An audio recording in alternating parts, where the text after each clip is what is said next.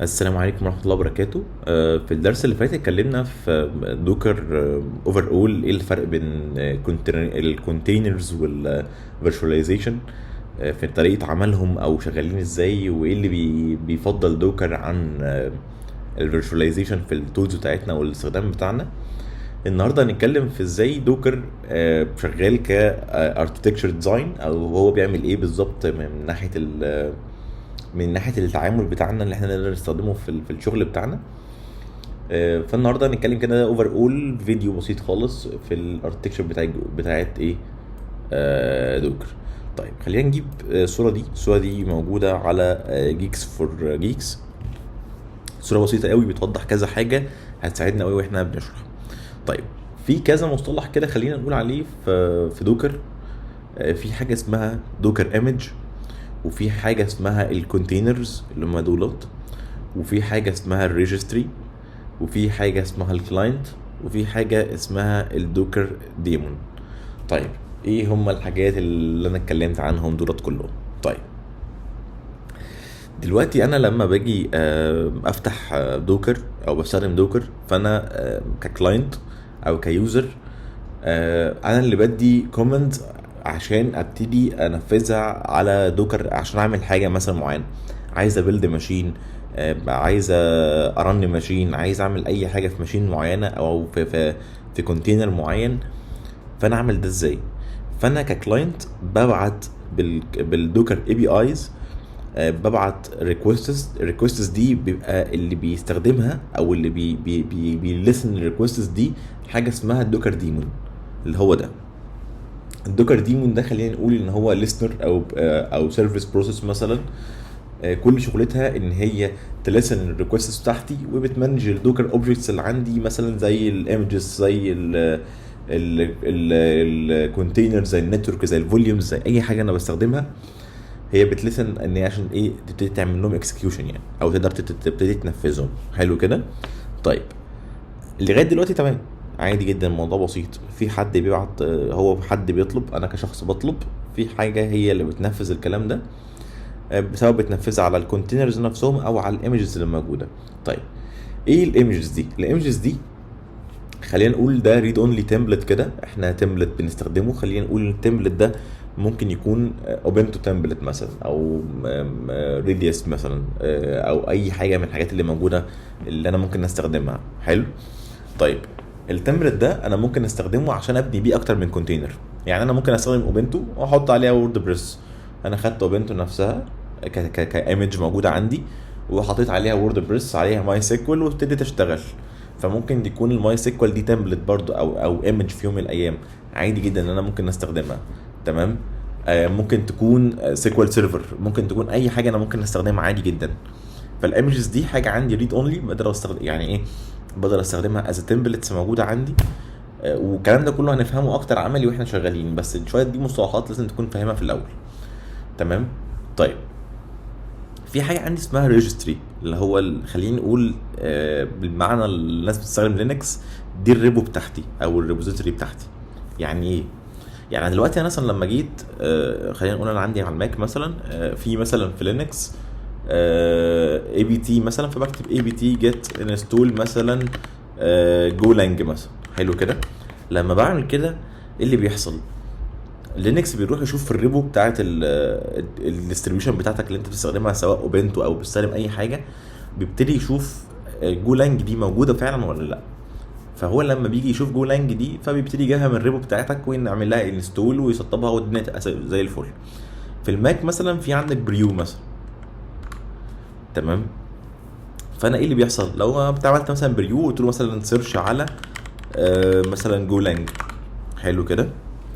ايه اللي بيحصل؟ هو بيروح يدور في الريبو بتاعت بريو على جولانج، ولقى جولانج مثلا، فبيبتدي ايه يقول لي خلص يا جولانج دي مثلا موجوده، طب انا عايز اسطب دي مثلا، بكتب بريو انستول واكتب ايه اللي انا عايزه. هو بيعمل دلوقتي، هو راح بص على الريبو ولقاها موجوده فعلا، هيبتدي يعمل لها انستول. الريبو بتاعتي في الحاله دي اي، بس دي الريبو اهي، اهو ابتدى ينزل ايه الجولانج سي ال اي او الانت بتاعها. تمام. طيب في القصه دي ال الريبو بتاعتي هي الريجستري بتاعت دوكر. دوكر فيها ممكن يبقى فيها اللوكال ريجستري بتاعك لشركتك، او ممكن يكون في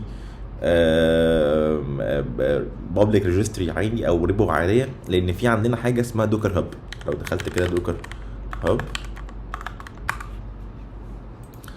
او كونتينر ايمج لايبرري، واخترت مثلا انت عايز اي حاجه، خلينا نقول مثلا عايز ووردبريس مثلا،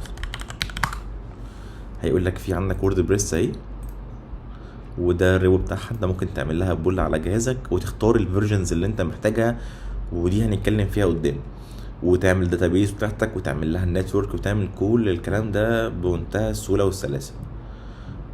محتاج مثلا خلينا نقول سيكوال، ماشي، هتلاقي مثلا كذا حاجه سيكوال.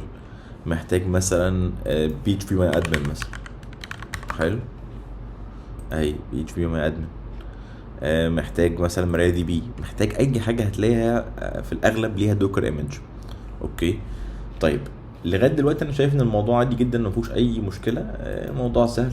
ففي عندك الدوكر هوست، في مثلا هو في الدوكر ديمون، وفي الكونتينر، وفي الايمجز بتاعتك، وعندك الريجستري، وعندك الكلاينت بتاعك، في كل الحاجات البسيطه دي كلها ايه اللي انت ممكن تشتغل عليها. تمام. طيب لما بنيجي نعمل اي دوكر كونتينر، الدوكر كونتينر لما بنيجي نعمله، تعالى نفتح دوكر كده عندي على الجهاز، هتلاقي في حاجه في دوكر كده اسمها النيم سبيس. تعالى نبص عليها كده. في مثلا عندي هنا ادي كونتينرز اللي موجوده عندي، في عندي كونتينر هنا مثلا اسمه سي، تعالى نعمل كده، هتلاقي عندك ادرونج اينشتاين هابي ناس مش عارف ايه، كل الحاجات دي نيم سبيسز. حلو. النيم سبيس دي حاجه خلينا نقول ان هي ورك سبيس احنا بنستخدمها في دوكر عشان تعرف كل كونتينر عن التاني. حلو كده. ده خلينا نقول ان هو ايزوليتد ورك سبيس خالص عن كل اي ورك سبيس تانية. يعني دي معزول عن دي معزوله عن دي، الاتنين مش شايفين بعض، كل واحده فيهم سيبريت، بتاخد سيبريت نيم سبيس، وكل واحده فيهم ليها لاير اوف ايزوليشن مختلف عن التاني، كل واحده فيهم ليها ايزوليشن مختلف عن التاني، ما تقدرش تشوف التانية في اي حاجه من الاحوال الا لو انت قررت ان انت تعمل كده. يعني لو انت قررت ان انت تخلي ده يشوف ده، دي ليها كيسز تانية. بس هو في الطبيعي لو انت شغال عادي على دوكر، انت في الطبيعي المفروض ما بتشوفش الدوكر ماشينز، ما بيشوفوش بعض، يعني ما بيأثروش على بعض. يعني لو حاجه حصلت في دوكر واحد مثلا في دي مش هتأثر على دي، ودي مش هتأثر على دي، وهكذا. كل كونتينر ايزوليتد عن الكونتينر التاني بشكل كامل، ما فيهوش اي حاجه تأثر عن التانية. اوكي. الاسامي دي بتتعمل يعني بتتعمل جنريتلي كده، بتتولد اوتوماتيك. بس طبعا انت ممكن تعمل تسمي النيم سبيس، تكستمايز نيم سبيس زي ما انت عايز. يعني انت ممكن تسميه مثلا ويب سيرفر، زي انا عندي مثلا حاطط هنا مثلا ان انجينكس مثلا، هتلاقي عندك هنا مثلا عندي انجينكس دي ايمج موجوده. حلو. وانا حاطط هنا